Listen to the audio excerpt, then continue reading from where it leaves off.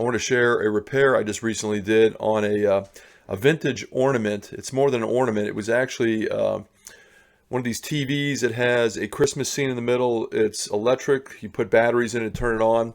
Well, this is a small version. This is only 6-inch, but the bigger one is significantly bigger. The battery compartment was corroded. It takes 3 AAA batteries, but since that totals up to about 4.5 volts, I decided to do a little jury rig, and it works perfectly, and the owner is super tickled. Bigger ones are going for hundreds of dollars. I can't even find the original manufacturer. Maybe if you have one of these, you can link it down below. But I saw them going anywhere from the $200 range up to $800 for some of these that are probably in good condition.